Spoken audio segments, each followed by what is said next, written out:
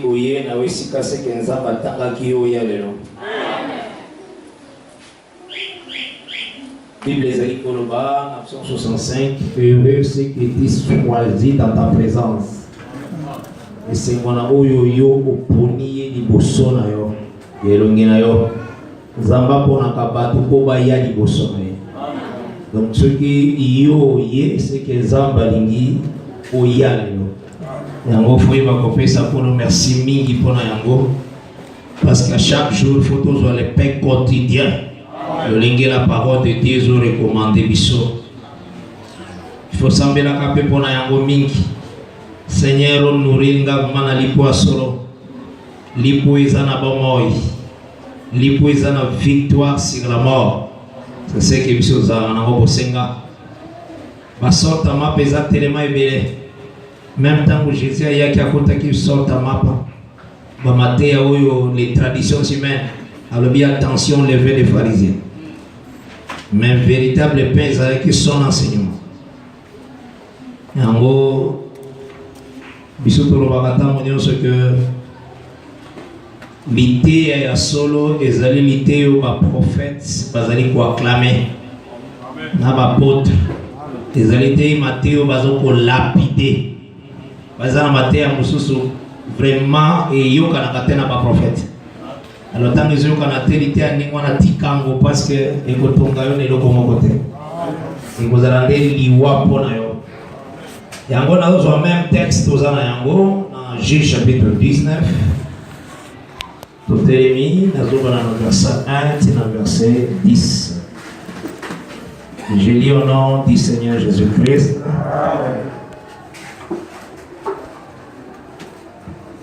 Il y avait un homme de la montagne d'Ephraïm nommé,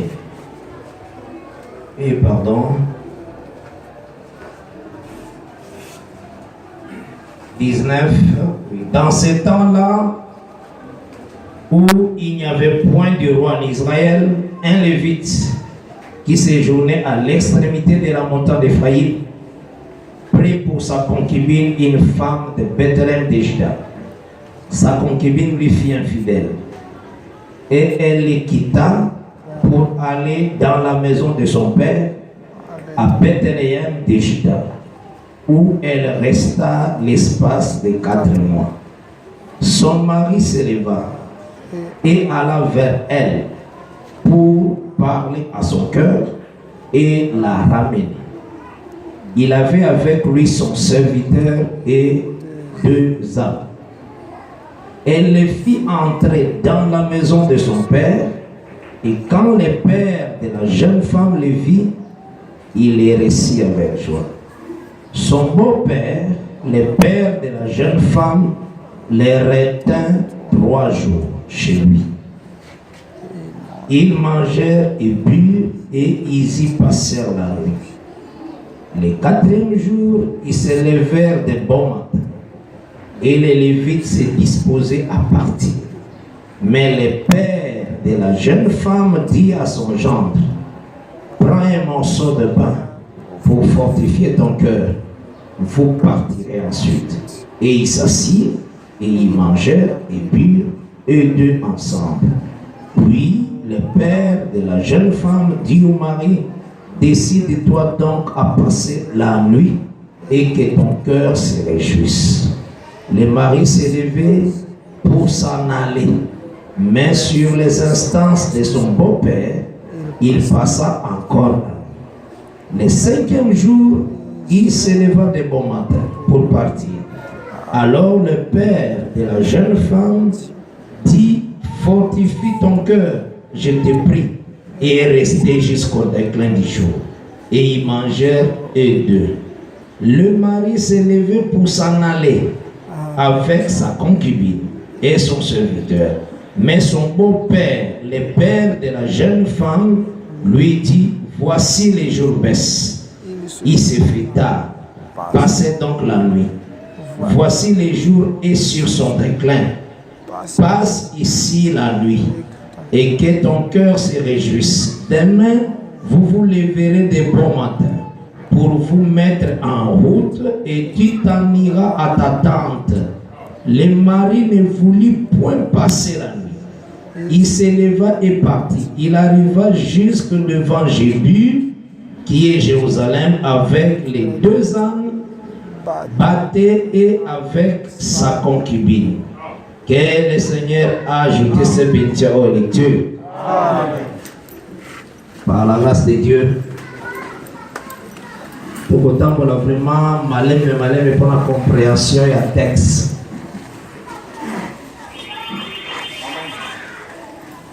Nous devons croire que la promesse du Seigneur est livrée. Le Seigneur le dit, j'ai encore beaucoup de choses à vous dire.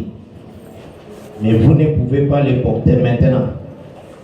Mais quand le Saint-Esprit viendra, il prendra tout ce qui est à moi et vous l'annoncera.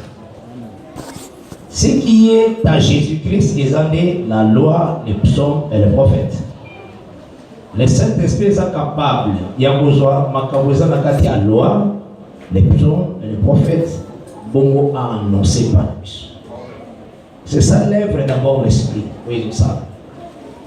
Le Seigneur Tangoyaki ayaki enfin que Israël a comprendre réalité pour yozo le pico.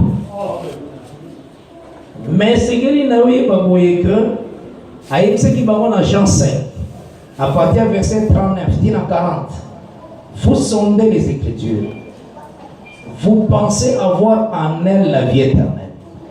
C'est bien elles qui rendent témoignage de moi. Mais vous ne voulez pas venir à moi pour avoir la vie. Donc c'est que Barulo Bazalaki na yango Ezalaki Kolobanatina ya Jésus-Christ. Mais nous ne pouvons comprendre. Namayel ne pouvons comprendre. Et c'est ça la chose autolobie. Mais il faut savoir pourquoi porter à Kaboya. Bisous devons croire que la lecture est une promesse. Lecture, c'est une promesse.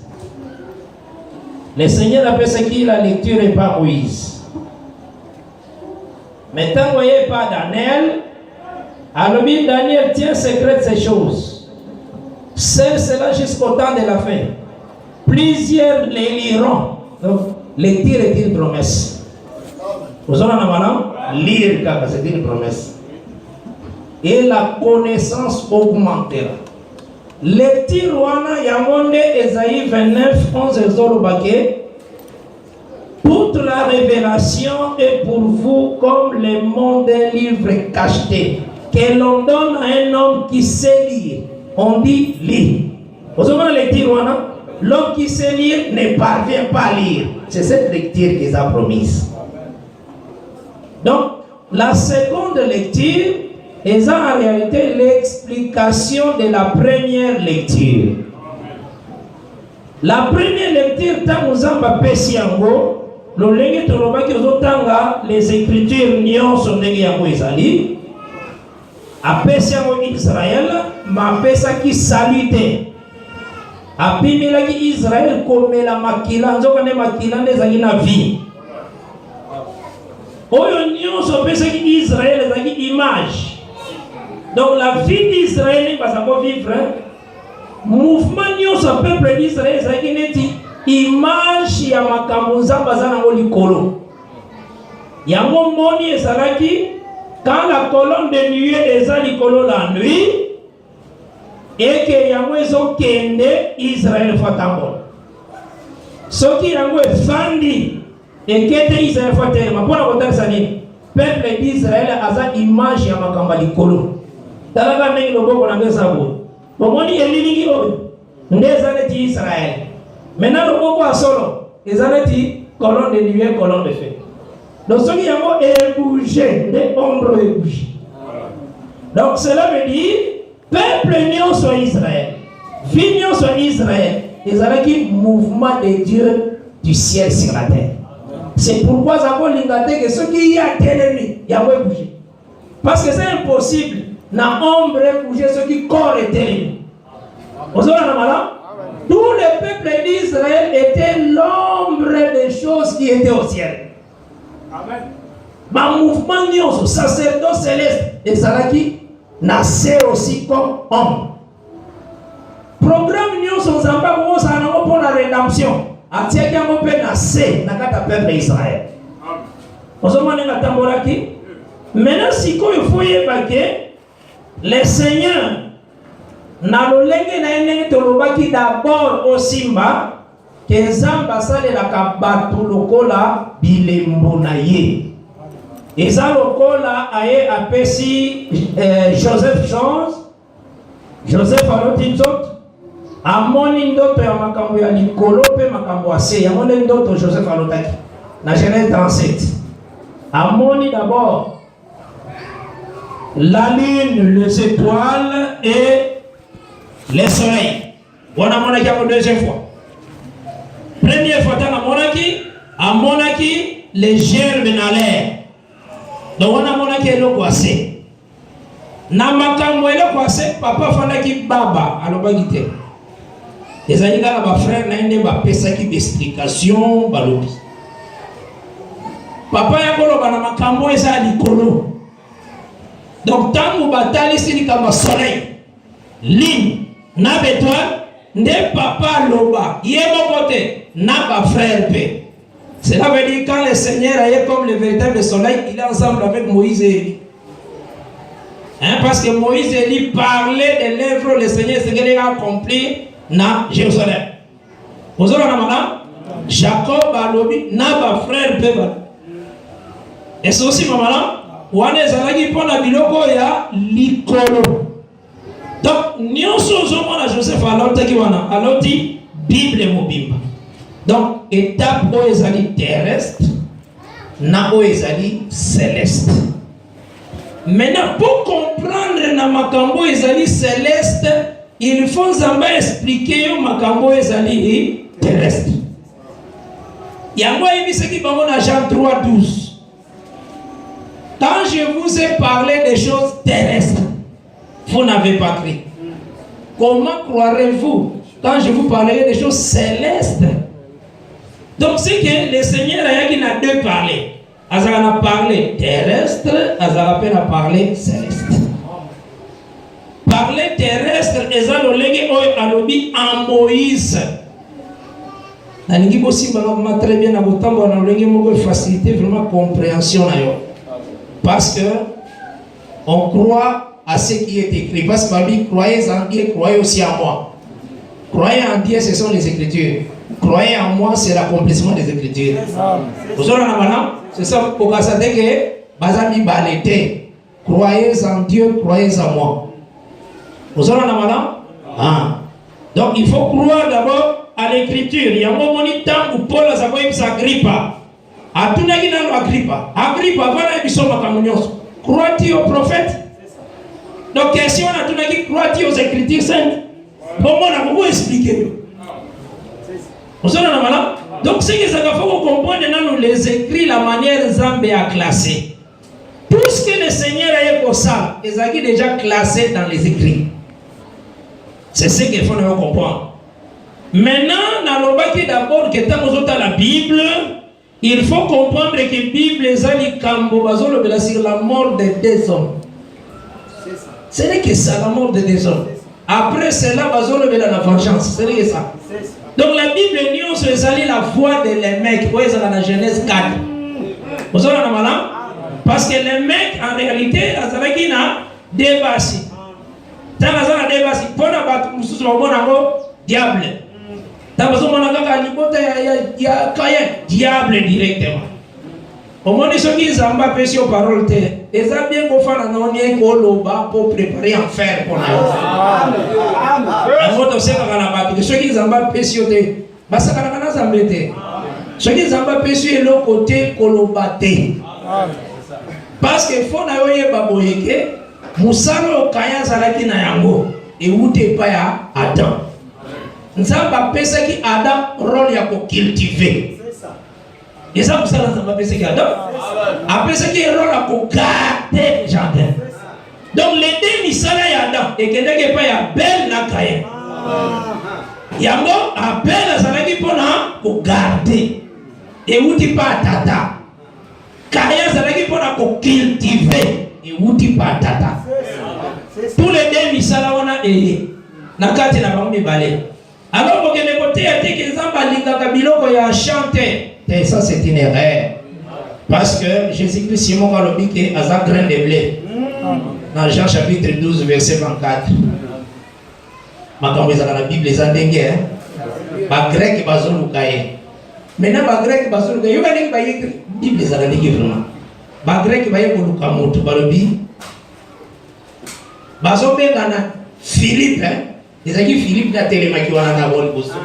Bamoni Philippe, mais avec Philippe, Seigneur, nous voulons voir Jésus.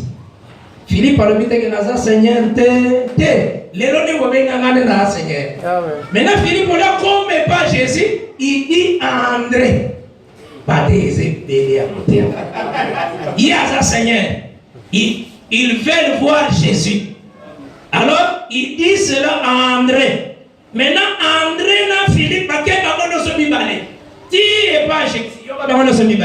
les Grecs te cherchent. C'est comme ça l'écriture les amis. Au verset 20 à 24, il y a Jean 12. André n'a Philippe, les Grecs te cherchent. Directement Jésus-Christ a dit que les grains de blé, ils ont carré. C'est pour vous sentir. Réponse. Les grains de blé, ceux qui écoutent dans ma belle, écoutent quand la yangomo. Ceux qui écoutent dans ma belle, bouffis, ils écoutent. Tout le temps, ils comprendre. Mais place sur ceux qui ont aussi bien dans la théologie, pas comprendre. Philippe, on a dit Moïse. Mais moi, je ne comprends pas le parce que Moïse était seigneur de l'Égypte. Et André Azalaki étape comme à Élie. Tous les prophètes. Parce que Malobo Azalaki, parce qu'on dit ceci, hein, Moïse a été tapé et il était comme Dieu pour Pharaon. Donc il était seigneur de tout l'Égypte. On pouvait l'appeler Seigneur. Nous voulons voir Jésus. Vous avez compris la Bible, hein? Maintenant, Philippe dit cela à André. André a comme Élie. Il y a un moment où Élie na Moïse va y colober Jésus dans la montagne de la transfiguration. On les a dit à ce moment. Vous avez un malin? Vous avez la montagne de la transfiguration pour voir qu'il faut couper. Vous avez un malin? Mais on a dit solo quand ça va changer un livre facile. Livre facile, il y a pas de livre Jean, c'est un livre sans l'énigme. On comprend les Bibles. L'énigme, c'est un livre Jean. Parce qu'il y a ça besoin de baquet. Parabole de Jésus-Christ. Dans le livre, la parabole. Jean, et il y a une parabole. Il y a un mot parabole. Mais les Jean, ce sont des paraboles. Vous avez un malin? Donc, c'est qu'il faut comprendre dans le lingue de Zotambola que tout ce que le Seigneur a dit à Sala, a déjà dans l'obédience terrestre. Maintenant, dans le l'obédience terrestre, dans exemple, il y a un peuple appelé Israël. Attendez, ce peuple, on a aussi comme les femmes de l'évêque. Donc voici les mecs aussi comme Israël. Vous avez la main? Parce que c'est les mecs qui ont les mecs où ils ont le liwa ya batumi ba. Donc l'idée est sur les mecs et ça Bible est sur mobile banding pour ça. Il y a un moment il appelle ça qui vient au passage il y a Ecclésiaste 4 le dit si l'un tombe, si les deux tombent, vous avez la main? L'un va rénover l'autre. Donc on parle de ces deux morts. Comment Yahweh s'allait Simbanga awa très très bien dans la zone. Makambo et Salimaki na jardin d'Éden. Lolenge Adam atosaki Zambete. Abebi sakinde boyoka. Tanga bebi si boyoka ni Zambe abwakiye musika na ye. Donc akomaki séparé de Dieu. Maintenant, le Seigneur, le Cola Tozomona dans Hébreu chapitre 1, le verset 1, et le dit, après avoir parlé à nos pères de plusieurs manières et de plusieurs reprises par des prophètes. Vous avez la malin? Donc, le Seigneur n'a pas annoncé sa parole, n'a parlé dans les terrestres. azolobela na balolenge ebele. Alors aye na kati ya lolenge oyo apesaki Adam mabele, apesaki Adam héritage, aye azongeli yango nini? Abengi mutu moko kombo na ye Abraham. Omoni loyenga salaki jardin d'Eden, azui Adam amemi ete akokotisa na jardin d'Eden, apesi ye héritage nyonso, a répéter. Maintenant azui nini? Aye na Jean Genèse 12. Alors dit Abraham, quitte ton pays, ta patrie, va dans le pays que je te montrerai. Et ça mouvement salaki ndenga zoki Adam amemi akotia Eden. Eso si mama malamu yango komona soko tangi texte ya Bible babenga kama bele ko nzamba pesaki Abraham comme jardin d'Eden. C'est ça. Ozona na malamu yango nazo peso d'écriture pour t'écrire et t'inspirer de Dieu. Amen. Oyo mutu moko tuna kingai. N'entends diable à Soloba. Oui, c'est inspiré de Dieu. Oui, c'est inspiré de Dieu. Natuni. Écriture en haut, diable à Soloba. Nana komaki mon diable. Habite. Nana komaki Moïse. Maintenant, avec mon ennemi. Dieu l'a inspiré. Voilà, vous allez comprendre. C'est inspiré de Dieu. Diable à Soloba. C'est inspiré de Dieu. Ça peut inspirer qui n'est Moïse pour comment diable était là comment ils sont là. C'est ça il va te comprendre. C'est inspiré de Dieu.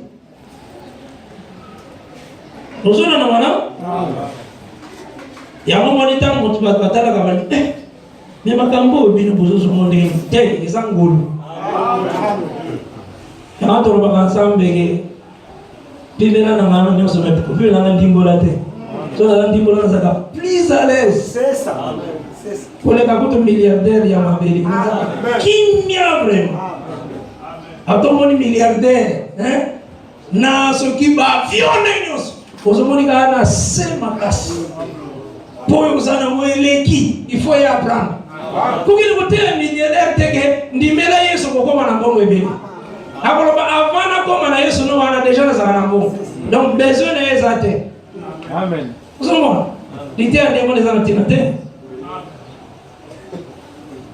Jésus-Christ l'était à Eza, la repentance et le pardon du péché, et vous allez prêcher en son nom. C'est d'abord ça.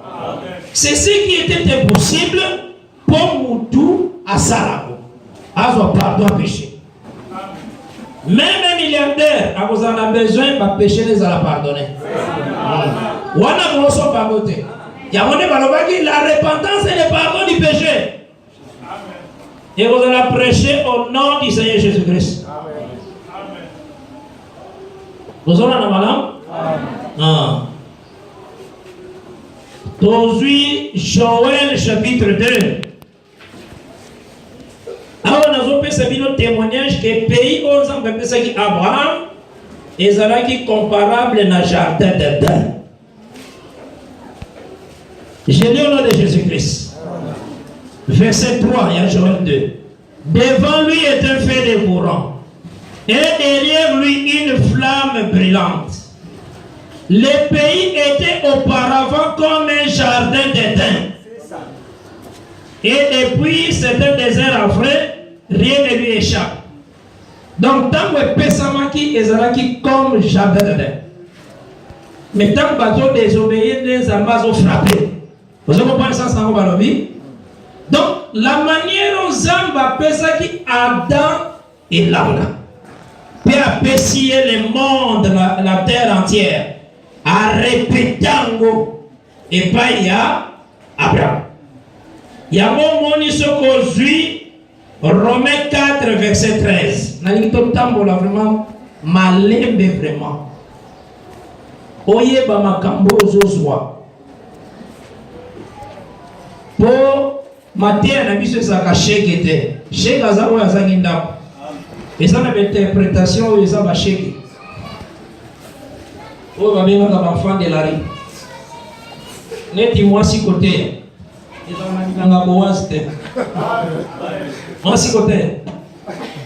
Ce qui est vraiment riche dans le côté de la Boaz, à votre humanité, moi, ça va voter. À comment on a voté. Romains 4, verset 13. En effet, ce n'est pas par la loi que l'héritage du monde a été promis à Abraham et à sa postérité. C'est par la justice de la foi. Amen. Dans les écrits de Dieu, le légué Zambé appelle ça qui héritage et pas il y a Adam. Il y a terre, pouvoir, héritage. Aïe a zongela yango et pas il y a Abraham. Donc, mouvement où ils ont mon et c'est le mec qui n'a jardin d'Adam. Okoya kotanga yango na lipota il y a Abraham. Mouvement one. Lokola Zamba compara qui jardin d'Eden et comment qui lokola mabele Zamba pesa qui Abraham. Zambé a dit si Abraham dans la Genèse 18 alobi na verset 17 amituni na yomoko cacherai-je à Abraham quelque chose. Zambé ezaka bien Zambé dans la société athée. Wana zaki Zambé dans la société athée. Donc, Zamba a besoin de Obama Sodome. Mais, ni ne tingi à l'école pas à Abraham. Cela veut dire que les pas Abraham pour Ayok intercession Abraham pour l'autre abik. Vous avez parce que l'autre abik n'a jamais na misala nae. Bible le dit que Dieu se souvient d'Abraham et sauva l'autre. Il y a un biso qui pour un véritable Abraham, qui est le Seigneur Jésus-Christ. Il est de sa prière et ils allaient pour sauver biso. Et donc, on a fait ça dans la Katino Makas. Non, c'est par l'œuvre. Il y a Christ et Jésus, intercession à un Dieu sali. Amen. Dieu solution pour tanguer ma panzambé. Vous savez, il y a un moment où il faut faire très attention. Zambe soki akongisi abikisa akobikisa. Mutu moko ta kopekise po abikisa. Osala na malamu ha? Soka akongisi abikisa tuka komitungisa te. Akobikisa vraiment. Donc yo miyeba ke donc Zambe nde azuyo. Zambé dans la question makambo nyonso petit à petit le lenge toujours temps pour dans l'écriture de Dieu. Donc aujourd'hui d'abord que le Seigneur a choisi Abraham a payé héritage. Et puis il y a la Genèse 18. Que le Seigneur soit loué. Amen. Il y a la Genèse 18 au verset 17.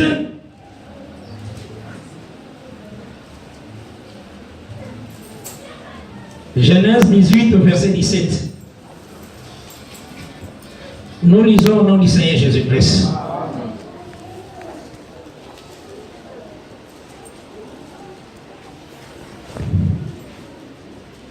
Genèse 18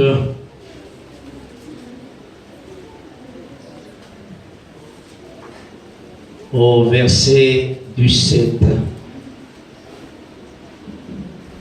Alors l'Éternel dit, cacherai-je à Abraham ce que je vais faire? Abraham deviendra certainement une nation grande et puissante. Et en lui seront bénies toutes les nations de la terre. Amen. Car je l'ai choisi afin qu'il ordonne à ses fils et à sa maison après lui de garder la voie de l'Éternel. Nous comprenons le sens d'abord. Hein? Donc, nous avons commis grand ceux qui vont garder la voie de l'Éternel. C'est ça le sens de l'Écriture. Dans le verset 18, hein, Abraham a comme grande et puissante. Bonne année, car nous avons si vous avez une élévation, l'élévation est à la obéissance à la parole. Parce que alors Batali c'est encore grande, une grande nation puissante. Nde balobi pour nani na koma nemona alobi il y a ezali pour na juillet à enseigner la voix de l'Éternel. Donc la voix de l'Éternel est l'élevaka, c'est ça. Pour nous que l'élévation te que au kanalobaka que non kosakala na ngai te. Élévation et ya kanakata obéissance. Et Proverbe 22 verset 3 à 4 le dit, voici les fruits de l'humilité. Humilité c'est la fruit nango. Et le dit ezani eza la gloire, la richesse et la vie. Vous savez c'est ça le fruit de l'humilité. Moutalinga dit que la gloire qui tende davantage. Vous savez un Dieu t'élèvera au temps convenable. Au moins, que la nation est la grande car Nasali qui pas garder la voix de l'Éternel après yé. Et le coup est n'a pas Abraham. Ayaki n'a pas ya Adam. Ayebi ce qui Adam au kopia nyonso. Même Bouma, Yanzete Yaboye, Bimabepe Malam Okoliate. C'est la voix de l'Éternel. Vous avez la malam, après ça qu'il ligne moko bien précis. Aya répété maintenant et pas il y a la maison d'Abraham. Dans Psaume 147, dans verset 19 et 20. Nangolo Nzambe tokote ya juge 19 ndambute nyonso tosali séminaire awate ke yo partage ya concubine te apa partage ya concubine faut pas dans le verset 1 yoso kino bandela batu litière na so bandela batu ne bandela bako mana partage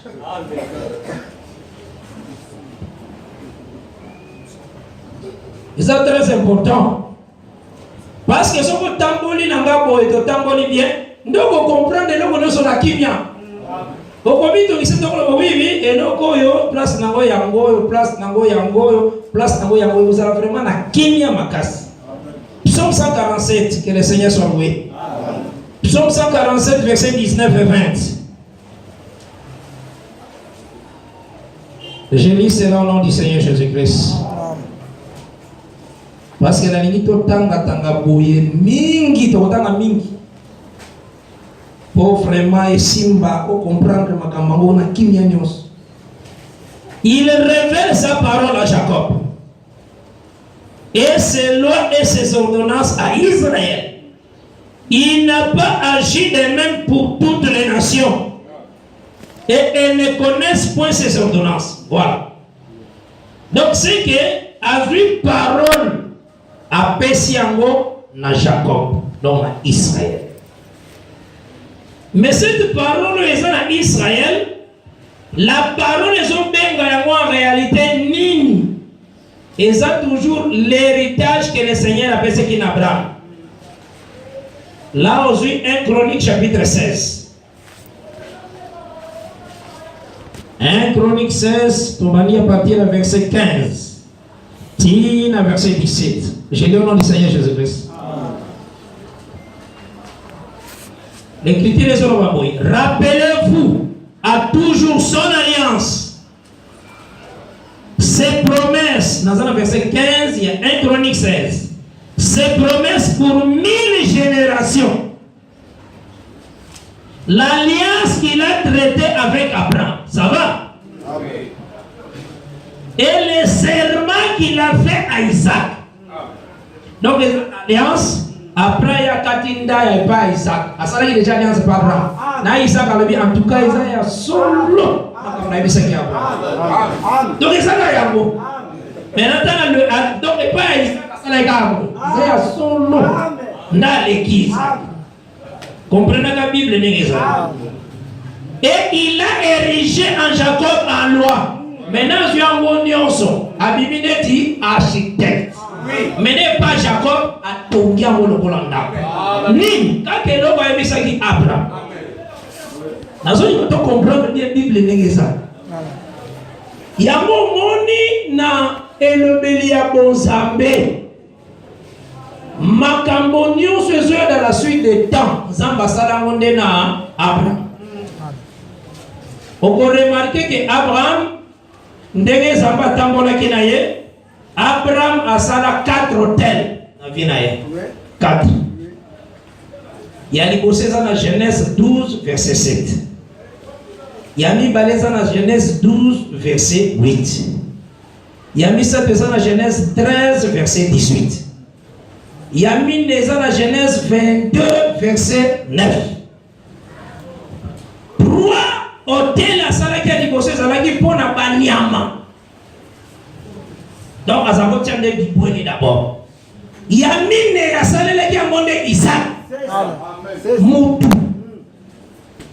Bélier est comme remplacement. Masale les gars de Isaac. 3 ezalaki pour na banyama, manko ezalaki pour na moutou. Et ça pour na molobani. Ndeko tanga la loi, les psaumes et les prophètes. Nyonso ezalaki déjà pas Abraham. Na oya Christ ezalaki pas Abraham. Il y a beaucoup remarqué. Nzambe azo Abraham na 75 ans. Ndenge yolo baba français a bien 75 ans. Ozola na malamu ah, ndanga lo ba français ma be 75. Azali na 75 ans. Ozola na malamu. Maintenant, tant Nzambe azuye, Nzambe tamboli na Abraham pendant 99 ans, donc 24 ans. Parce que na 99 ans, oh yolo ba français bien 99 ans. Donc na 99 ans nde maintenant Nzambe ayaki na circoncision, na alliance. Ozola na malamu hein. Donc Nzambe a gardé chiffre moko 24. Donc cela veut dire jour et nuit na Abraham. Ozola na malamu hein. Ya monde Paul azoki on a robé 4. A robé que la promesse tant que ce n'est qui est pas Abraham, il était encore incirconcis. Donc na circoncis et incirconcis en Abraham. Ya moi c'est que qui 24 ezalana. Ozola na malamu. Après wana le Seigneur a tamboli na 76. On est dans la maison de là. Est-ce que aussi madame? Donc c'est 100 ans. Parce qu'à Koufa a 175 ans. C'est tout un enseignement. Mais la autre c'est que en Abraham denga salaki boy. Mouvement nyonso oyo Nzambe atie na Bible na kati Abraham ezali.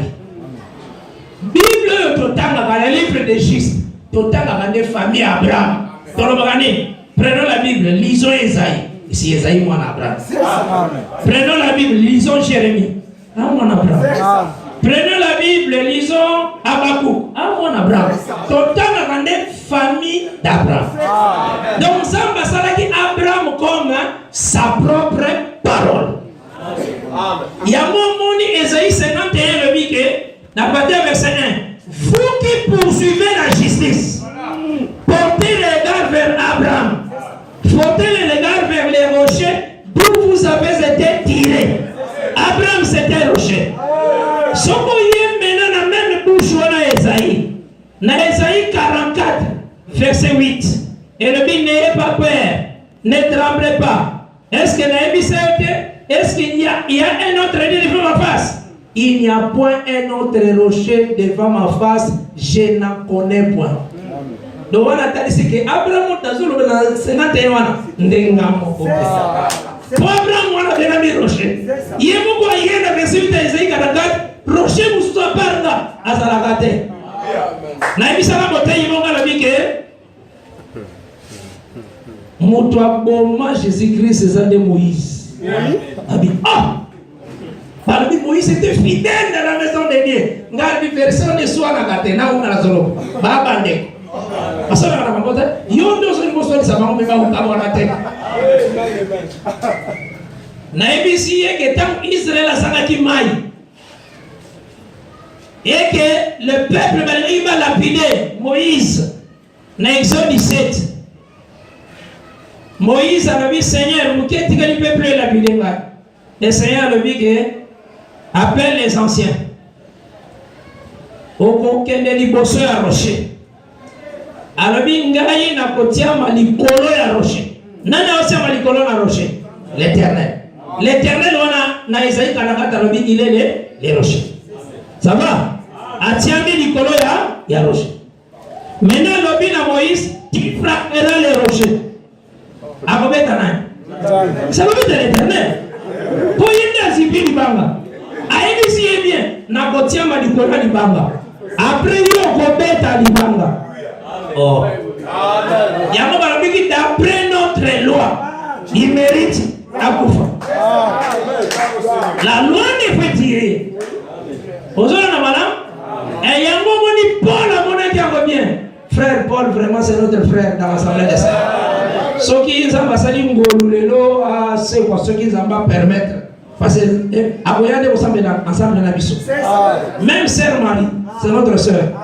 soki totindi yake na ensemble na kotu kuna ensemble na kaya lubiki wana na iba na baote aboya okende kuna aboya vraiment wa esika bazote le banzamba solo osolo na bala donc c'est que na kati na ngofona yo comprendre boye que le Seigneur ataisa qui mena Paul atanisi que en réalité on est un ministre azaka na souci makasi que le peuple ne soit pas ignorant na Bible ça na verset au ministre aloba la connaissance c'est quoi ezaka na ba Congo na ba 2000 et quelques na mabele ndio kumona ministre so connaissance c'est quoi na Bible le ministre na za rakate na za so le ke qui somo le tazinda na c'est ça donc ministre na Bible ko na verset ko bi connaissance c'est quoi azala rakate moko okutana na ba église ya ba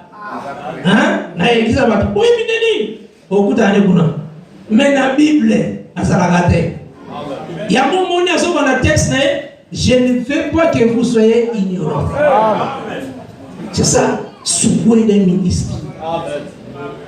Abina lingite vous allez ignorant. Abiboye que non père, bazalaki bamonio so sura niwe. Bazalaki baptisé en Moïse, dans l'eau et dans la nuée. Vous avez la malade? Bazalaki baptisé en Moïse. Après continuer à Zotaïsa. Ils ont bu de l'eau dans un rocher spirituel. Il faut faire attention. À sa dimension, les rochers spirituels qui les suivaient. Pas les rochers physiques. Donc, Maïba Bela qui est dit un rocher spirituel. Pas un rocher au Bazaïkomon. Maïba Bela dit un rocher au et si pas qui rocher moussou. Ne Maïba. Il y a mon invité à Frère Paul. C'est ça l'idée à Frère Paul. Ils ont mis de l'eau dans le rocher spirituel qui les suivait. Et ces rochers spirituels, c'est la colonne de feu et la colonne de nuée. Mais je vous dis que les colonnes libanda physique et c'est les libanda spirituel. Moïse a frappé ces rochers et ces rochers a donné de l'eau. Mais son côté, il faut comment aller les libanda physique des hommes Samaï. Mais Paul Tamataï a dit c'est les rochers spirituels. Donc c'est ça. Alors il faut nous comprendre que ce peuple Israël, l'olenge Zamba Zwa qui est, tango moni alinga koti Israël na mabele wana, oya pesa ki Abraham, mabele wana est comparable na jardin d'Éden. Cela veut dire azo soit Israël nyonso lokola répétition ya Adam. Dans la malam, l'olenge totali na psaume 147. Kaebisaki apesaki Israël la parole. Apesaki Israël la loi.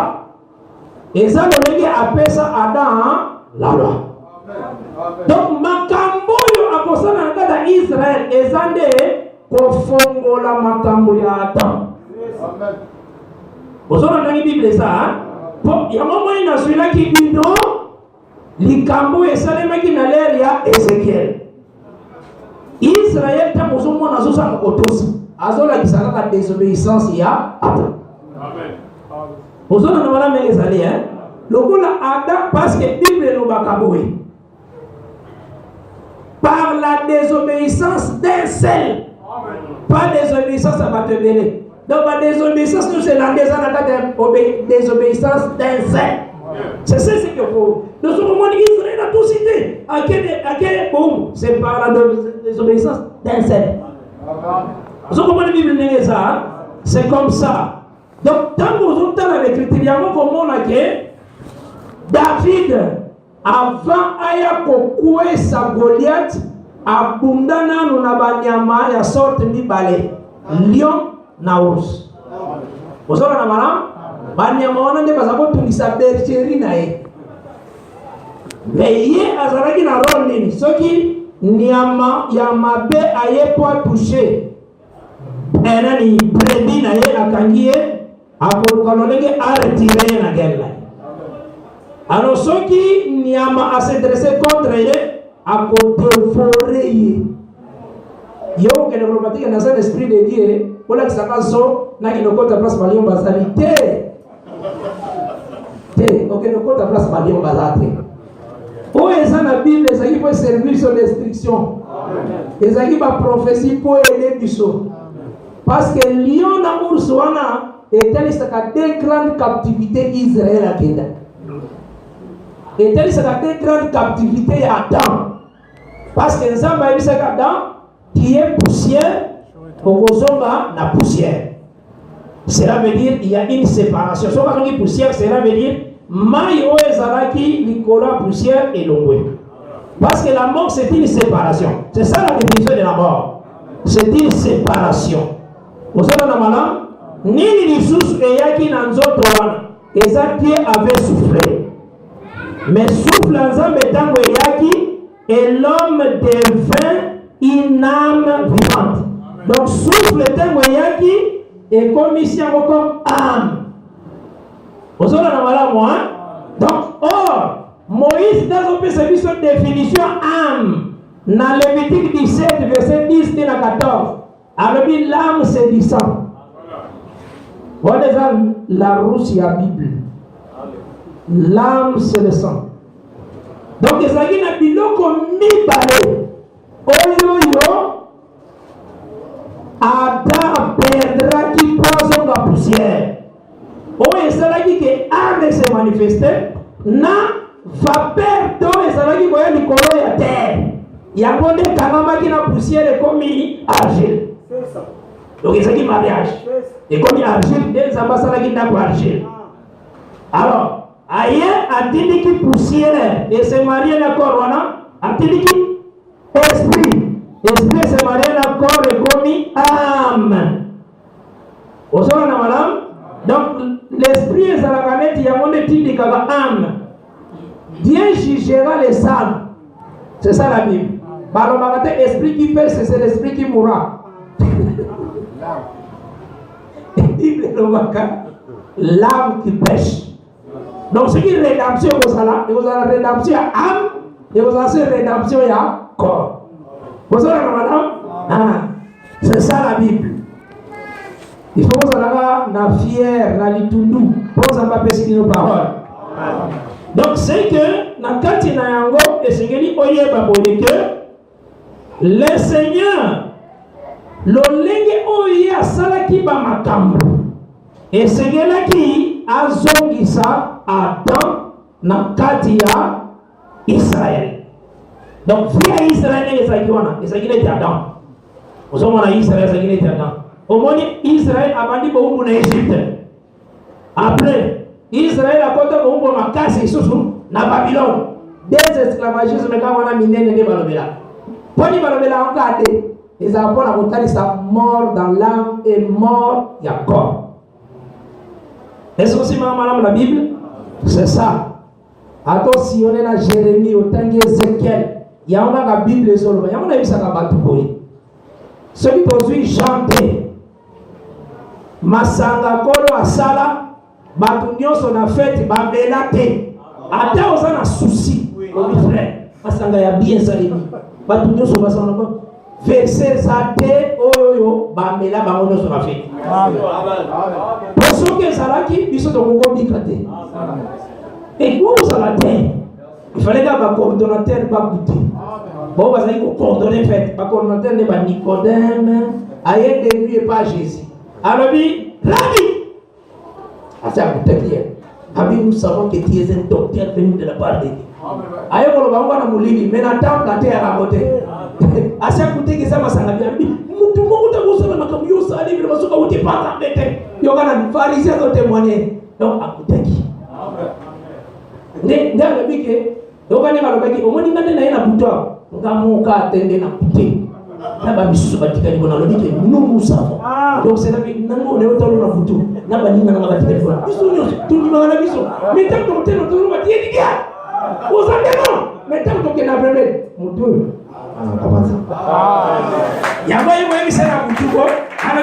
nous savons, nous tous, nous savons que le matin est un docteur, ou tu pas ça. Donc, à l'égal de ça, on dit que nous avons un bouton, ou grâce à Dieu qui s'est rendu compte. N'a pas sous, ils sont les coordinateurs, tu as goûté. Maintenant, c'est bien à voter. Au sol, on a malin. Donc, c'est qu'il faut comprendre le mouvement biblien. Bible ça na ba mouvement moko oyo ke mayela bomoto moye comprendre ngo exact. Il faut une grâce. Ozona na mala. Donc c'est que le Seigneur maintenant na lolenge oya tambolaki. Na zongi na ne pa Abraham. Pona kotalisa ke Abraham tamozo mona ye.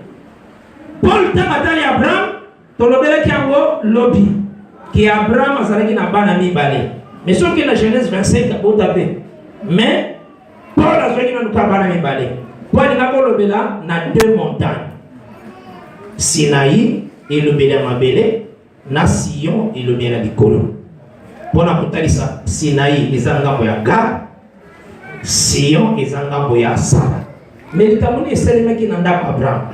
Abraham, Tagabala, Abala Nanu, Azalaki Nanu na Sara. Ça va, hein? Mais après, à Komina, Agar. À Boti, Agar. Mais ce qui déjà dans Sarah avant. Tout ce qu'on a mal à moi, à Komina, Agar. Après, à Zui, Sarah, à Boti, Naïmoni. Sarah, Agar, Sarah. Donc, il y a grâce que vous allez. Mais après grâce, loi est pour intervenir. Après loi, grâce. On est en d'accord Abraham. Et c'est un calendrier prophétique en Zambé mobile. On s'en a malade comme ça. C'est mouvement Zambasalaki. Il y a beaucoup de monde qui, quand vous avez dit Israël na Égypte, Israël a bima na boyo kani ya mobe kote a bima na ngolu. Ngolu nde bimisa ye. Pona ni Abraham abandaki na Sarah. Agar, Sarah. Tout ça va malama, hein? Donc maintenant, tant que vous bimisa atindi Moïse, Arobi, Yebisa Bango, les dieux d'Abraham, les dieux d'Isaac, les dieux de Jacob, m'envoie. Au sol de madame, on a noté à partir du verset 6, dit même le verset 15, il y a Exode 3. Donc, Israël tanga abimi na boyo kania Abraham, Isaac, Jacob, bonani. Ndekonangai. Il faut y bakenza metana zolo bela héritage à Abraham. Après ça Abraham vision. Azotalis Abraham alobi Abraham. Ça la sacrifice. Abraham a vu Banyama na Genèse 15. Akati Banyama ya 3 ans. Banyama yango akati yango kande. Atiango moko etalani na mususu. Hein? Ezaki à 3 ans. So batoni opona ni ezaki à 3 ans. Banyama wana ezakotali sa postérité na ye. C'est ça. Ezakotali sa Israël. C'est ça. Israël a botama pe na Exode 12. Parce que Nzambe anilaki date de naissance ya bango nyos mukolo ya ndio. Ya moto loba sika parole ya solo ezate. Mutu moko na botami te. Asa bango nyonso ba forton. Na ba botami te. Nanu bazui ata âge ata mukete na ba doctrine nyonso zomona wana oyo ezo préparer ba tumo bakena faire. Donc parce que un bien dit que nous sommes régénérés par une semence incorruptible. Nouvelle naissance et utaga la semence incorruptible. semence est corruptible, il y a un bénissement, moutabogi robotama, té. Il y a un monsieur qui a tenu âge na magamanza bezandeni. On le dit bon, na 2005 nazala qui ensemble dans groupe de prière, on ça me la casse vraiment. Té. On botama qui na té. Il y a un autre personne qui a aussi baptême na évangile à solo té zo baptême. Zo vraiment baptême au nom de Jésus-Christ. Parce qu'avant quand on a maille na mer rouge, il y a qui na manio. Yo ça ni na nyamoliaki. Pour ce que les nyama mabe ko suki na ka Égypte okufi. Donc ba ya ki na nanio après ba ko na maille. Maintenant yo ko ta ki na maille ndenge nini nyama nini oliaki. Parce que vous aussi après avoir entendu la parole de la vérité. D'accord. L'évangile du salut. En lui vous avez crié et vous avez été scellé du Saint-Esprit qui avait été promis. C'est ça le processus de rédemption. Donc il faut s'amener la parole et à solo. Dans un groupe de prière, et vous tenez dans un groupe de bien, dans un groupe de l'Ikamni. Et ça, la crainte qu'ils ont de moi, c'est une tradition des hommes. On est ça fait ça avec. Donc, ça, ma papa, sur le quartier, ça, la pata m'a bêté. Comportement, mais crédit. Ah, voilà, ça bêté. Mais on dit que soit la tête dans mon tout le quartier. Cette crainte-là, c'est une tradition des hommes. Parce que les gars travaillent dans la sabbat. Donc, nous sommes des paroles. Ils travaillent. Parce que nous sommes kanda. Moutuna parole, t'es un comportement bien. Donc, il y a un comportement on a sauvé. Ils ont tout pour la sabbat kanda. Parce que pour la sabbat, à Boya Kabatou va travailler. Amen. Il faut mouta compte un vrai repos. Vous avez un et c'est ça la parole du Seigneur. Et donc, il faut comprendre à vos bongo que le Seigneur a béni. Et donc, il faut aussi très très bien. Donc, nous avons dit que les cambo pour nous être malades. Donc, c'est que tant que Israël a dit na alliance, il y a Abraham, Isaac, na Jacob. Abraham, Isaac, na Jacob, na dit que prophète azalaka comme jour na Bible. Bon année. Nous avons lumière na premier jour. Abenga lumière jour. C'est comme ça qu'on voit la lumière. Or, Zambe a un Dieu qui se cache. Voilà Isaïe 45, verset 15. Certes, tu es un Dieu qui te cache. Dieu d'Israël, sauveur. Et Proverbe 25, verset 2, la gloire de Dieu, c'est de cacher des choses. Amen. La gloire du roi, c'est de sonder. Salomon Angambo na épée à Bakissi. Alobi na Ecclésiaste encore 7 verset 25. Ce qui est loin, qui peut l'atteindre. Ce qui est profond. Donc la raison des choses. Ozora na mala sagesse c'est ça et l'on va sakana na beauté. Ce qu'on dit il faut se faire la zambe. Donc c'est que Dieu a zalaka amibombaka. Et puis le cas de mibomba na aloba na Jérémie 23. Qui a assisté à mon conseil pour annoncer mes paroles. Donc, ça va bomba. Mais maintenant, où est-ce il faut la lumière. Amen. Il y a un verset où par ta lumière, nous voyons la lumière. Si vous avez un amour, vous allez comprendre. La lumière, elle est Jean-Baptiste.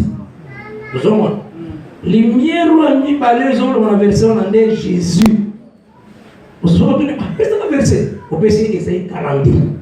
Barbi, voici mon serviteur Takakoya. A beaucoup une mèche qui brille, ma koboya kobomango. Donc a beaucoup une lumière et ça. Takakoya. Lumière ou déjà. Jean le dit que je ne le connaissais pas. Mais c'est lui qui m'a envoyé baptiser. A m'a dit que oh yon comment assure qui toi tu verras. L'esprit descendre comme une colombe. Yondo ko présenté. Donc par ta lumière, nous voyons. C'est ça la Bible. Amen. C'est ça la Bible. Ça me n'a pas le nom de comment n'a pas le.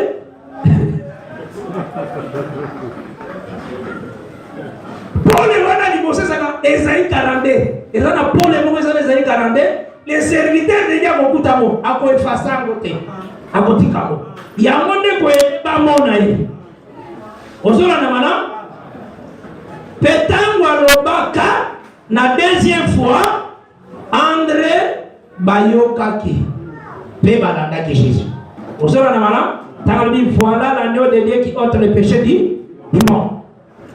Est-ce aussi ma malade? Donc c'est ça d'abord la Bible.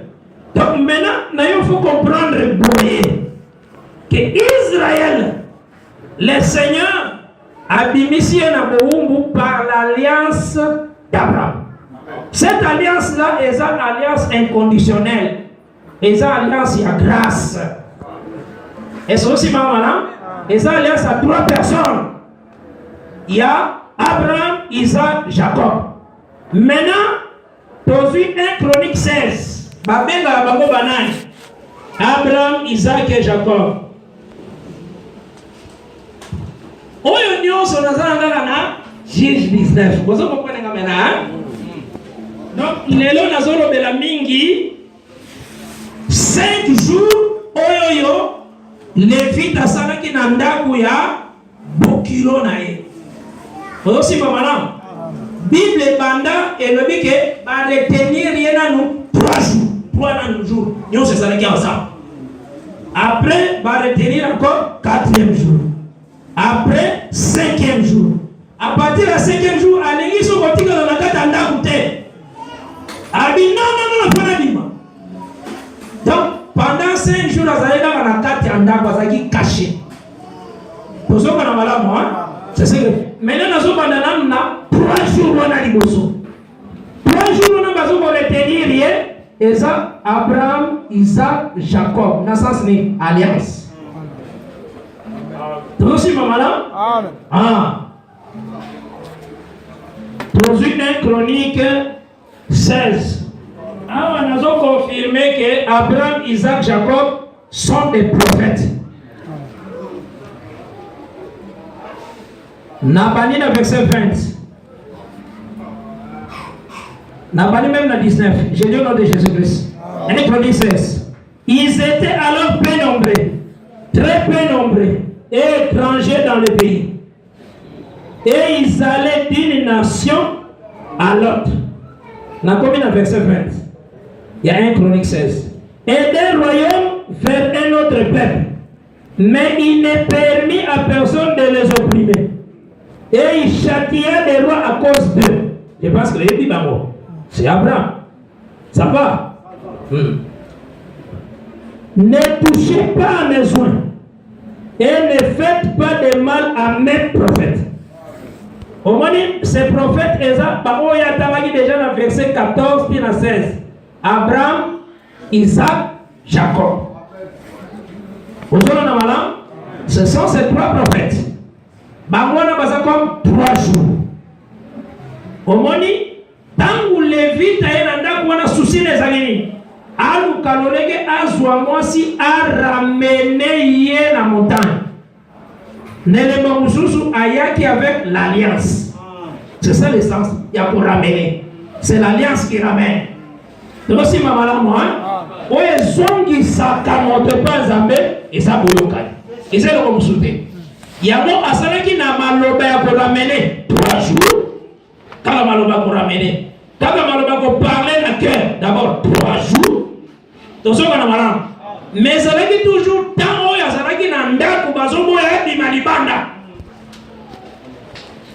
Ozo si mala.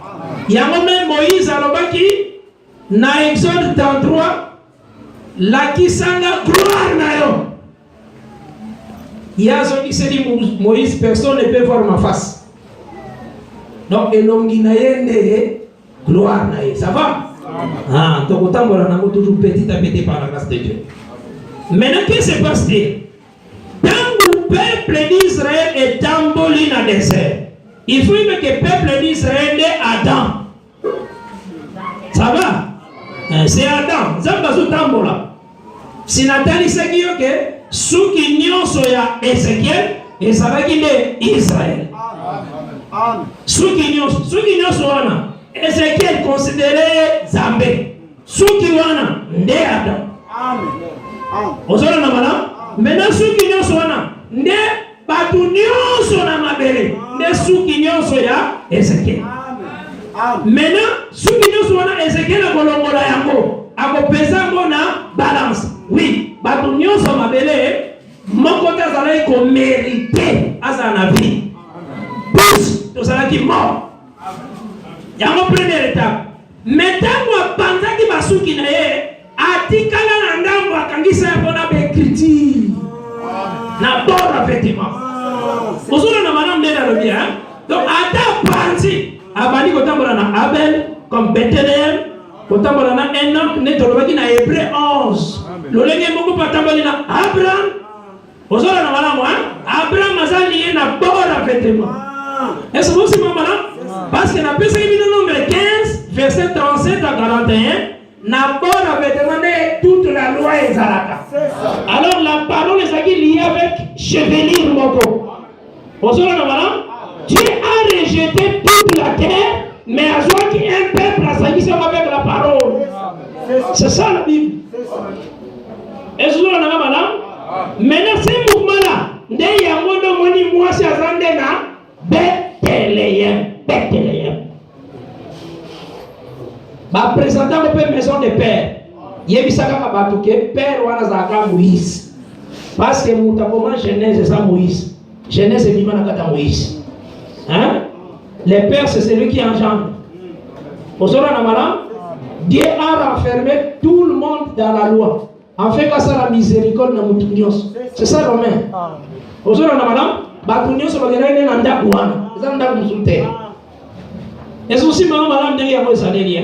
mais maintenant, qu'est-ce qui se passe?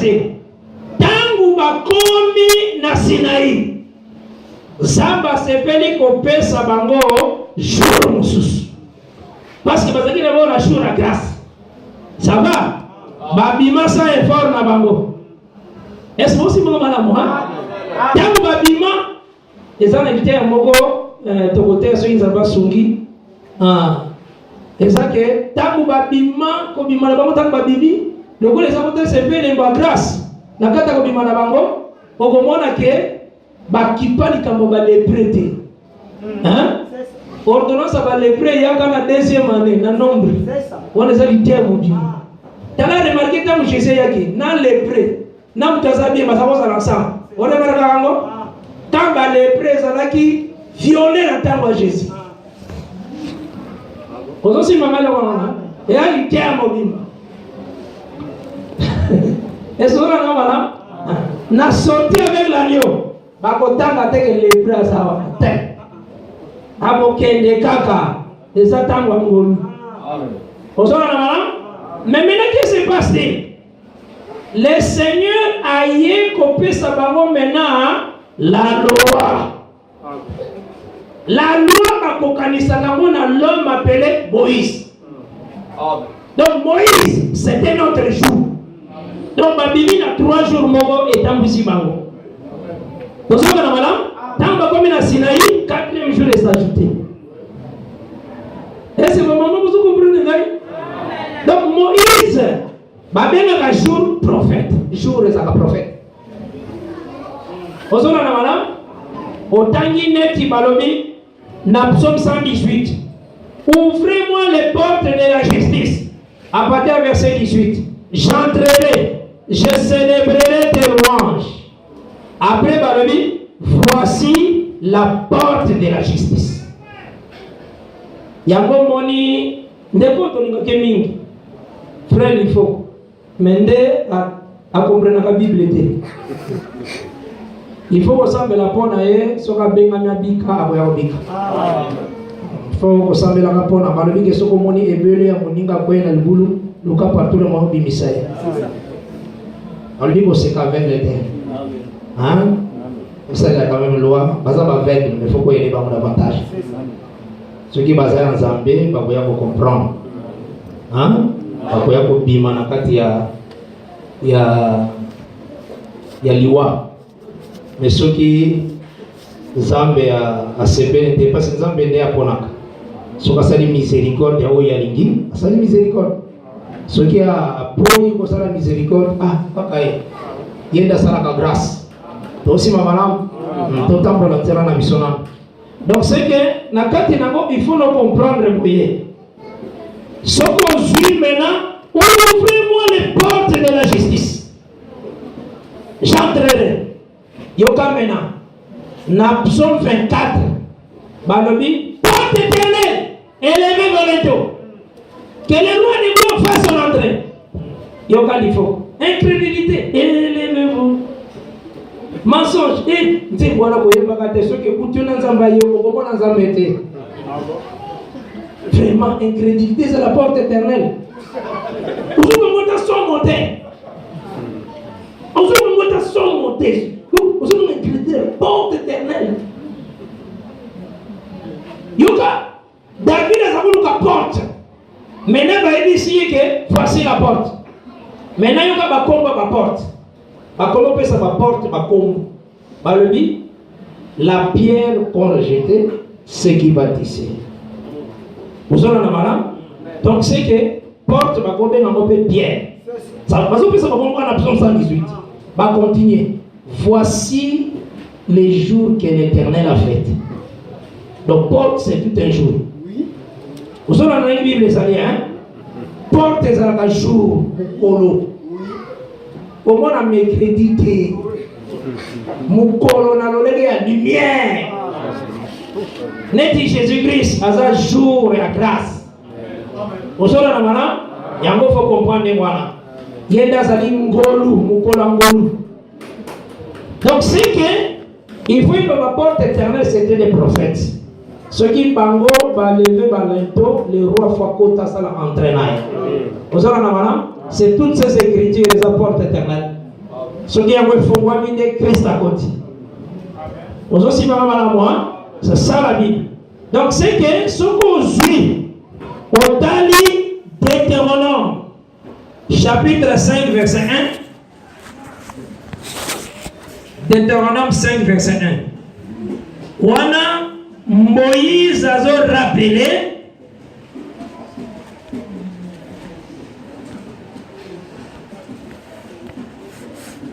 vraiment mon mouvement télémiti a dit vraiment combo na l'église neti boye boye mon dote ka combo na ye ba lettre a combo na ye des alobiko vraiment biloko faut télémer la bango clairement parce que place surtout côté exact la place na biso. Amen. Nous William Barlow Branham Combo Yokola Yokozwasi. Nouveau nom de l'Éternel. Si vous tournez, nouveau nom de Dieu. Il y a ce nouveau nom de Dieu, tout le monde a Philippien. Hein? Christ et Jésus a obéi. Il a obéi jusqu'à la mort. Jusqu'à la mort de la croix. C'est pourquoi Dieu l'a souverainement élevé. Lui a donné un nom qui est au-dessus de tout nom. Afin au nom de Jésus-Christ. Nouveau nom, il y a Jésus-Christ. Il y a un monde de ma paix s'il y avait victoire. Philippiens était le minéwan. Maintenant, Paul a quitté ici. Alors, ici même un ange jaillit. C'est ça. Attends-le comme sous. Qu'il soit anathème. Où est-ce qu'on migné? Vous avez participé à la bénédiction. Maintenant, Moïse convoqua tout, Deutéronome 5, verset 1. Moïse convoqua tout le petit Israël et leur dit: écoute Israël, les lois et les ordonnances que je vous fais entendre aujourd'hui. Nazara de 35. Apprenez-les et mettez-les soigneusement en pratique. L'Éternel, notre Dieu, a traité avec nous une alliance à Horeb. Ça va? Ce n'est point avec nos pères que l'Éternel a traité cette alliance. Nos pères, c'est Abraham, Isaac et Jacob. C'est avec nous qui sommes ici aujourd'hui tous vivants. Amen. Donc, cette alliance-là, on a traité qui n'a pas différentes alliances à Batata. Il y a un moment où on dans Lévitique 26. Dans Genèse 15. Quand le Seigneur a dit qu'Abraham a fait un sacrifice, Akabola qui a en deux. Les autres ont l'un vis-à-vis de l'autre. Et puis, Bandeke, Akabola, Bandeke, te. Mais là, on dit des hommes. et donc il faut qu'on y ait on a les nazwa et ça que ba oiseau de proie et yaki ko sabattre likolo ya banyama likolo ba tekete likolo ya banyama banyama o katana ke zaki l'un vis-à-vis de l'autre oiseau de proie ça dit ba aigle o ya banyama ba misul hein et ko sabattre na yoka motema olobi ke oiseau de proie likolo ba biso to yaki potozwa parole après ma bengani biso pour l'air na biso ko rakite yana roba soki nzamba pesi yoka Jean 3:16 te ya Jean 3:16 o sumu kate mais soko lingo formuler de matin ndi uzumi boma uzola na malamu hein oiseau de proie les akotalisa Babylone la grande c'est ça parce que au moment na Nebuchadnezzar nzamba tindaka na nzamba komaki comme un aigle c'est ça amen c'est ça yende iko sabattre Nicolas Israël mais pour soit délivrance pour banyama wana oyo ba sabattre Nicolas soit délivrance il faut toujours Abraham les chasse donc cela veut dire Israël azalaka délivré na captivité celui qui a loboko Abraham et bengani ennemi c'est ce que la Bible déclare lo lenge moko ndenge yo sawana soki na ngolo nzambe te okoza la délivré te amen. Il faut que Abraham les chasse. Il a obsédé. Ce qui dit c'est à se souvenir d'une alliance nae. Il y a yemoko ndemena à délivrer. Osola na malam parce que banyama vis à vis de l'autre tête ça Israël azalaki ba mususu na ngambo kotoyo Jourdain na katikati ba mususu na ngambo mususu. Moni l'Éternel est mon berger. Cela veut dire Israël azali comme mwele. Mais ce qui est pour les Kataninga Momibale, moko avant Jourdain, mususu après Jourdain.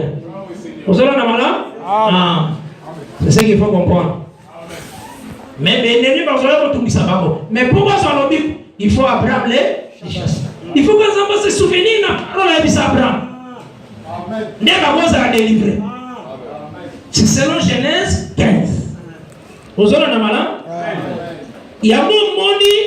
Tant nous avons pesi bango loi dans Lévitique 26 atali si bango que ceux qui vont tosi mon bel côté ma belle on a pesi qui bino oui ça pour la jardin d'Éden na kobenga na bino oui il y a solo parce que Adam a dit que jardin d'Éden pour atosaka te maintenant ça va se répéter au peuple Israël soka tosi la loi te zamba kobenga na ye na mabele osora na mala ya mon il faut keba ba prophète batea par rapport à promesse d'abord ya mabele osora na mala et la kana tano kalezalaki to sans ambe okozo sika ba kokunda yo kozo cimetière ezaki promesse na tangaka kozo na cimetière ezelo komoko mabe na tangaka omone ba esaki Moïse likosa merge alors tika biso l'Égypte, on n'a pas pundé ça là qui maintenant tu n'es pas sans punda. Et ça dit tout un problème devant les rouges. Nous sommes là moi, punda, ça dit promesse. Au sangiamo, et c'est là qu'elle m'avait. Israël, à ça qu'on fait un amour. Tu comprends nous tous à ma carte. Oh tous à Pani, on a un cimetière. Amen. Amen. Nous sommes là on a tous à ma carte, tous à Pani. Pour qu'il y ait des captivités, article la canne à Mabéré Abraham. Pour vivre longtemps sur ma bénéwana, les acquis de promesse. Parole bataille qui est par rapport à terre. Noé a dit prédicateur de la justice, c'est ce que les Pierre déclare. Mais Kolobanae Zaraki, pour qui m'a délige, au côté de la arche ici. À terre qui vient éternelle. Il y a un Pierre Tangwatali. Alors, bimbo, faut bateau, parce que même arche, bah, vous allez sauver. Polité, ça qui vit éternalité. Bah, on voit qui vit éternalité. Yo, et ceux qui bateau, on va côté l'arche, bah, on voit qui vit éternalité. Bah, on voit qui est au côté de l'arche. Arche, ça qui, il est qui après, on a, il est qui n'a pas.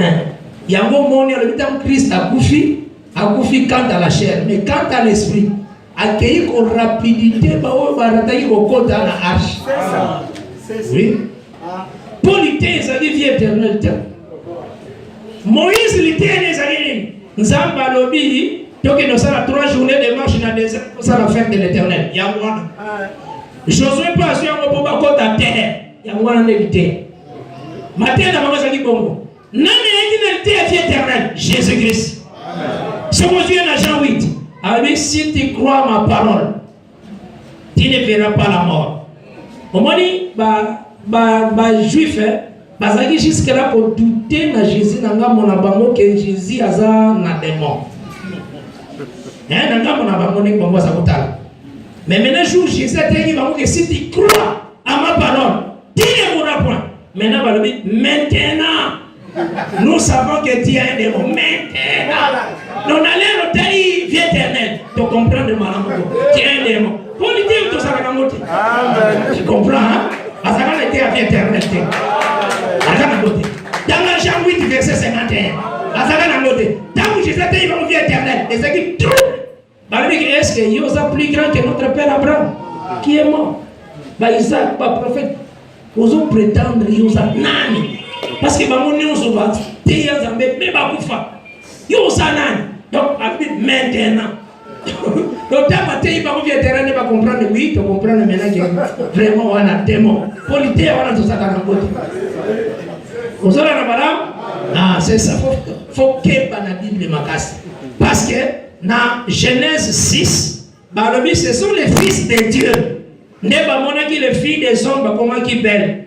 Même na l'issue, barataki H. Mais Pierre a taillé le corps avec mon fils de Dieu.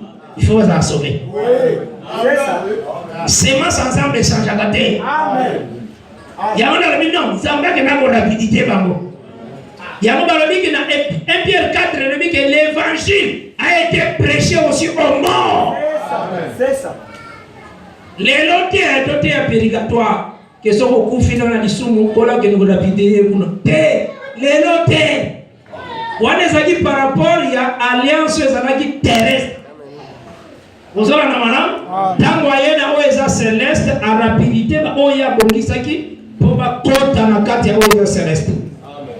Donc, c'est qu'il faut comprendre que ce que Tanguy Lévitique 26, dans Lévitique 26, le Seigneur a dit que Mobeko et Pesibango. Dans Mobeko et Pesibango, il dit que ceux qui m'ont qui commandement de Dieu. Les camions est comme la bino. On a noté à partir du verset 14, qui même le verset 38. Lévitique 26. Makambo est comme la bango. Maintenant, nous avons kaka pour la alliance. Nous avons à partir du verset 40 maintenant. J'ai le nom de Jésus-Christ. Ils confesseront leurs iniquités et les iniquités de leur père, les transgressions qu'ils ont commises envers moi et la résistance qu'ils m'ont opposée. Péché à cause desquels moi aussi je les résisterai et les mènerai dans le pays de leurs ennemis. Et alors leur cœur incirconcis s'humiliera. Dans le verset 41, Lévitique 26, et ils paieront la dette de leurs iniquités. Yoka mena pour votre délivrance.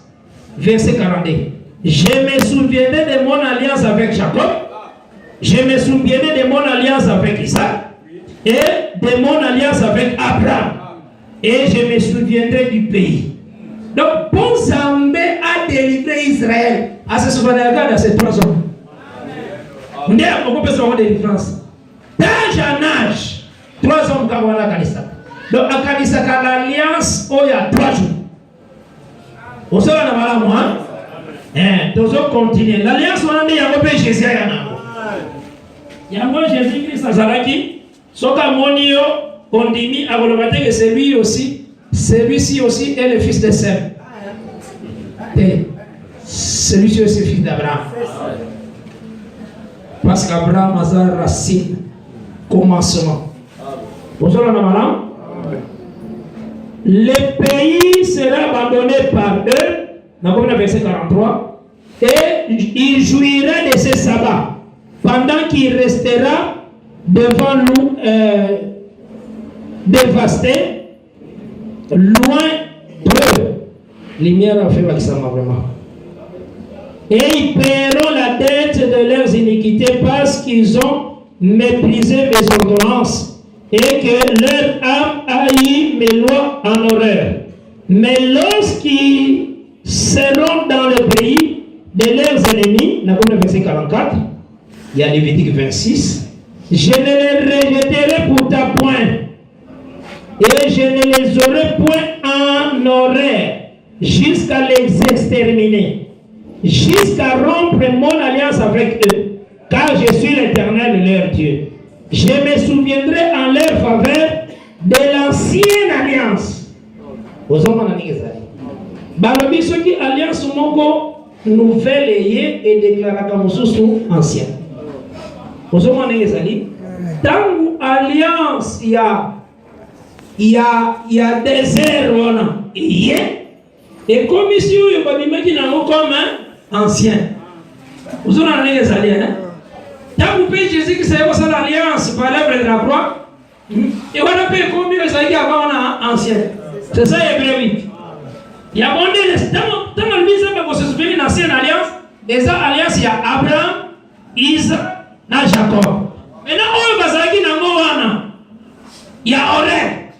Comme une nouvelle alliance, parce qu'on est dans le désert. Vous savez, oh, cette alliance-là, Moutazali qui a incarné, c'est Moïse. Donc, ils ont dit comme 4e jour. Et c'est aussi madame, on a Moussou, c'est Abraham, Isaac, Jacob. Abraham, il a dit, et ça en réalité, Moïse, la loi. Et c'est aussi madame, et par là maintenant, après Moïse, les seigneurs ont classé maintenant tous les prophètes. Maintenant, la 4e Moutoumou, Eli. Et c'est aussi madame, moi. C'est ça, la Bible dit, la loi et les prophètes. La loi c'est Moïse, tous les prophètes Élie. Vous savez, Élie c'est jusqu'à Jean-Baptiste, c'est Élie. Et ceci, madame, moi. Donc, ils ont comme 5 jours. Et c'est pour ça que vous comprenez, madame? Parce que tant au 5e jour, ils ont se manifesté, où ils allaient comme jour de tous les prophètes. Les Lévites ont les kotika la ndabute. Donc kotika la ndabute ko ba kozala sous cachette. Il faut linga bi malibanda. Ozola na malamu ndenge kozala.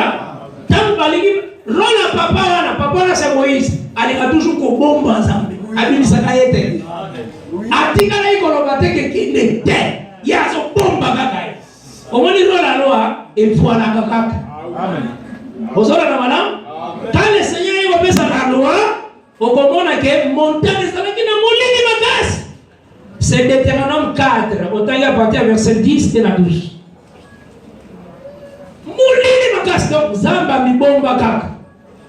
Ozola na wala, donc le mouvement la loi Isaac, ils ont boya comme bimisa Zambe. Ozosi mama moi, c'est ça les mouvements où ils vont retenir les kaka.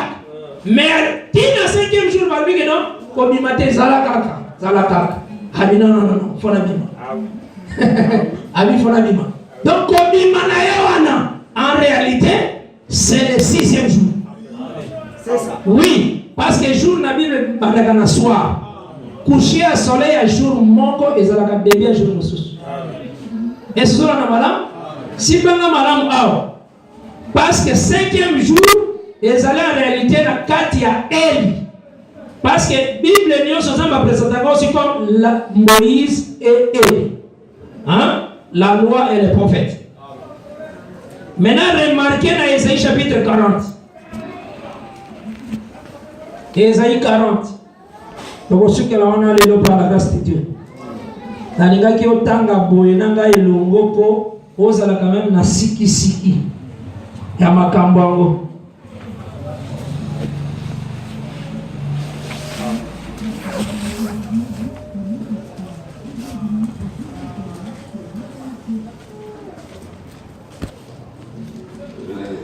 À partir du verset 3. Ésaïe 40, verset 31 verset 5. Une voix crie, préparez au désert les chemins de l'Éternel.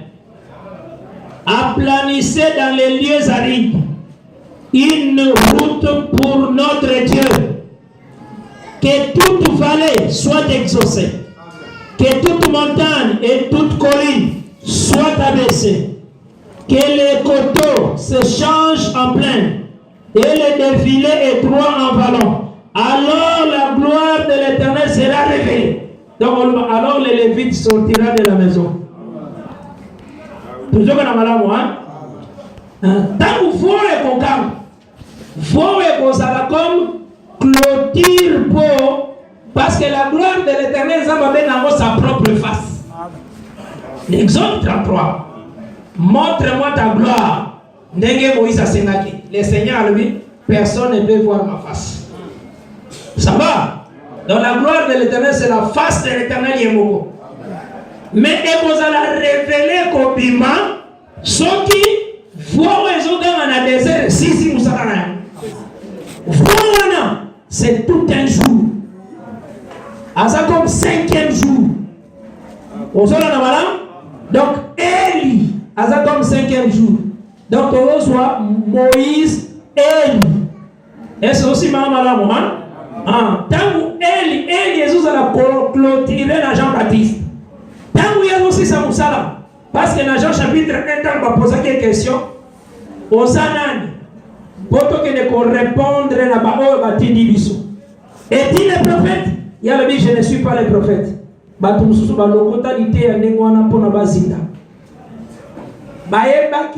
Jean-Baptiste savait que Israël attendait les prophètes à Deutéronome 18, verset 15.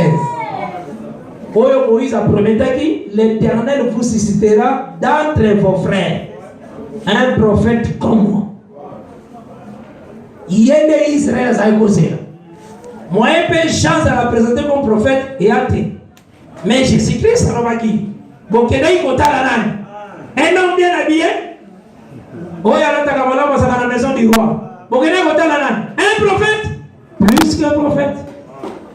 Vous savez, Jean était prophète. Jean était aussi comme la répétition de Moïse. C'est ça la Bible. Il faut que Jean soit comme Moïse. Parce que Exode 29 fait le dit, Moïse, ce qui est Sokola Aaron, le souverain sacrificateur. Maintenant, Aaron est Jésus-Christ. Nana Sokola qui Jésus-Christ, c'est Jean-Baptiste. Donc, jour où on a maillé Jourdain, Moïse est Jean-Baptiste. Jour où on a maillé Jourdain, Moïse de Jean. Il y a mon exemple à témoigner Moïse, il va témoigner Jean. Et à témoigner Jean plutôt, il va témoigner Moïse. Plus qu'un prophète. Parce que Jean l'a vu face à face. Et ceci, madame, Jean était comme Moïse. Donc, il y a un moment Tangu à cette déclaration qu'il n'est pas prophète, nous comprenons. Et dit Élie, alors non, je ne le suis pas. On a ma doctrine, nous sommes américains, mais le monde, il y a deux portions. Il y a une portion fermeture, ou il y a un roi 17. Il y a la portion ouverture, et il y a un rétablissement. Or, Israël attendait le rétablissement. Comment? Parce que les royaumes sont divisés et ils ont rajouté. Or, nous avons divisé le royaume de David après la mort de Salomon. Vous avez le royaume de David est allé à Salomon. Salomon a dit ma belle zamba le mike na koboto la royaume na kopanza yango mais na kosala ngo na l'ère vivante tango za vivante tango yoko kende na koboto na ngo pa mwana na yo. Vous avez le le Seigneur a dit na kotika tribu moko na maboko na yo comme une lampe. Le Seigneur a dit que Benjamin entre bazalaki ensemble na Juda va former comme royaume de Juda. Mais Israël est pensant qu'il sera le royaume, Israël est sauté. Parce qu'il y a dans Matthieu 12, on a dit un royaume divisé de subsiste points. Autant qu'à partir du verset 25, il y a 30 à 0 Mais aussi, alors, Israël attendait le rétablissement, restauration des royaumes de David. Il y a moi répondant que je ne suis pas Élie. Parce que Élie, il faut y avoir pour rétablir toutes choses. Hein? Élie, moyen, ça n'a pas de nation exacte. Élie, homme, pour Israël, ça a été. Donc là, Israël, ça a été. Attends, au salini, au côté de Israël. Attends, au salini, miracle, qui est tout le monde, et ça va sur le colon, il faut que tu pas au côté qu'elle n'a jamais côté d'Israël. Maintenant, les combats, toutes choses, la grammaire va se comprendre. Toutes choses, on qui s'en voté. Au sol, n'a pas moi. Le col à la tente de David, les alliés au quoi? Moi, je t'ai dit, ça va être. Au conseil, on s'en vers les nations. Mais au côté, il s'attend à David.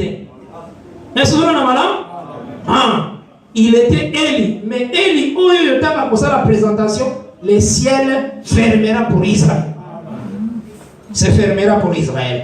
Donc c'est que tant qu'on va poser une question, mais pour répondre maintenant aux anaïs, il y a le dit, je suis la voix qui crie dans le désert.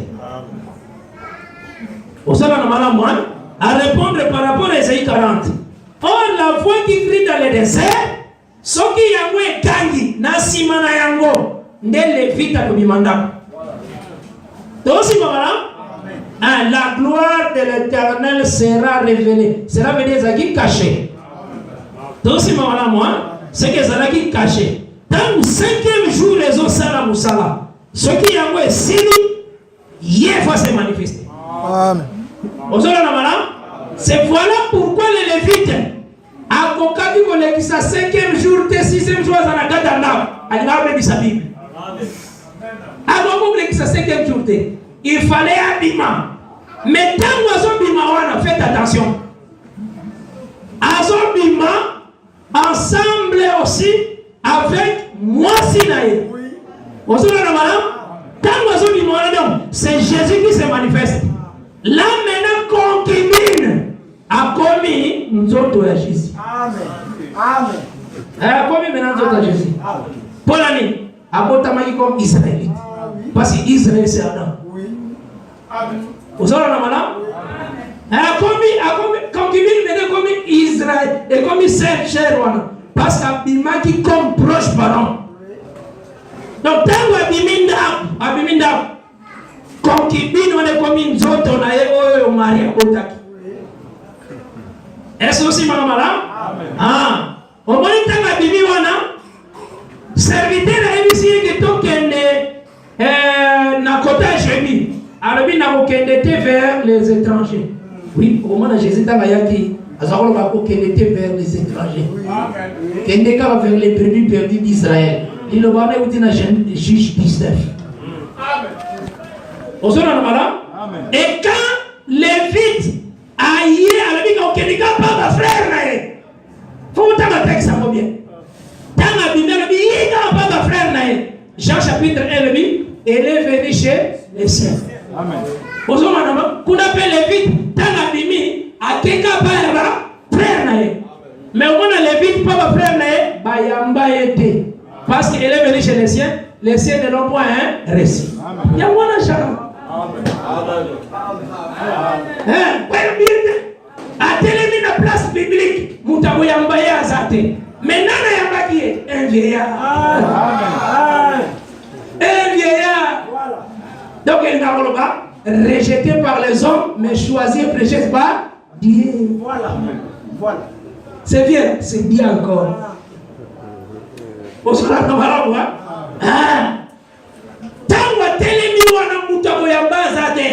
la place publique.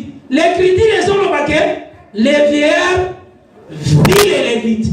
Donc cela veut dire, à Monica Moutoumoko. Dans le texte bien, à Monica Moutoumoko. On peut dire que c'est moi aussi, parce que c'est un serviteur, parce que c'est un âne, mais tant que vieillard a taille, il ne fit qu'une seule personne. Donc nous sommes les enfants de Dieu. Dans le texte bien, il vit un homme. Donc, concubine, à quoi nous autres c'est ça. Il vit un homme qui était dans les places publiques. Place publique était sa qualité, la chair, c'est sa place publique. Qualité place publique et rond-point. Posons qu'elle a français. Donc, on s'en voit. dans Matthieu 11, verset 16. À qui comparerait cette génération? N'a comparé génération nani? N'a comparé génération à des gens qui sont assis à la place publique. Oh, bazo jouer musique. Bazo ebisa na ba mususu bobina. Ba on va faire la place publique, n'est pas prédicateur. C'est ça. C'est ça. C'est ça la Bible. C'est ça. Nous avons la place publique, mais nous qui en français place publique. Place publique. Or Matthieu 11 verset 16 c'est expliqué yo.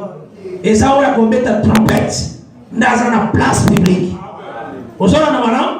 Ah. Ndeke yera tuni. Alors bien. Vous savez nini wana place publique? Alors bien na yaki pa ba même mutu moko azoya mbangate. Vous savez na wana mutu moko azoya mbangate. Mais nous avons tout le il faut faire dans la maison du vieillard. Nous sommes expliquer par la grâce de Dieu. Nous avons vraiment en Zambé. Donc, il faut faire toujours dans la place à vieillard. Voilà, nous avons partage à concubine. Et ça va être séminaire, partage à concubine.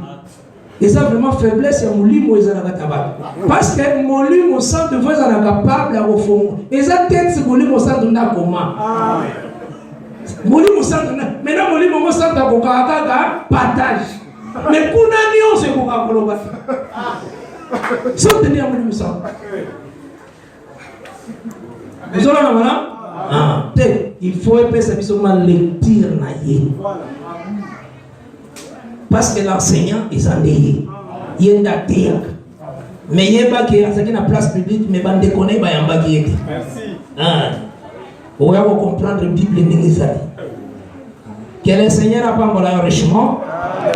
Et nous qui pour faciliter vraiment la compréhension de ma casse.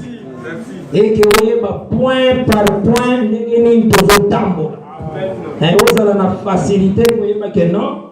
Tous autant pour la brouiller par la grâce de Dieu et que les Cambodais tous le belayango dans l'année d'abord il y a le Seigneur tamboli par alliance d'Abraham, Isaac, Jacob, aye a tomboli loi par Moïse, a sangisi tous les prophètes nakatia Eli.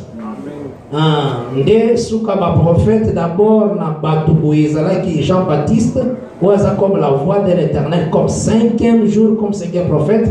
Dès maintenant le 6e jour fait se manifester sorti à vite mais pas qu'elle n'est pas frère naïe mais ba boyamba été. Ce qui va y été ça na makambo ko sale manasima.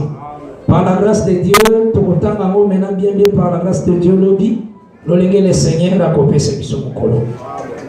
Seigneur, merci parce que vous allez Zambé, na solo Zambé na kimia, ngolu na yonde kambibi sona nyos. Vous allez pole, vous allez lisekwa, vous allez promo. Pesa Zambé makasi ya kokima lisumu na kati na moko na moko. Koina lisumu eza na semena bomo ya frère sœur. Bomo ya sainteté zo esika na bomo ina yeza bena biano. Makasi ya kosale na pesa meraye mi pepe nyonso na mbindo na teleme nango na kombo na Yesu Kristo ngolu na yo kolona kembo Yesu esika na bomo ya libota na yo esika maladi ezali Seigneur de grâce et comme ami par tes maîtrises nous sommes guéris tu t'es chargé de nos infirmités de nos maladies Seigneur de grâce de paix et miséricorde que ta guérison est visitée mon corps à mon corps kimia na wewe nye zambi na bomo inabiso ngolu na wetali samana yango Seigneur na kati na lipota moko na moko na kombo kitoko na Yesu Kristo ndeto sameli boye to pesio merci yondo zali zamboko kao zangelo kote yondo zali lisiko na biso pe bomo ina seko yondo zali elonga na solo roche to pambo ni kombo na Yesu Kristo amen. Kimia encore ezala na yo mingi e bomba yo yo sabate la yo vraiment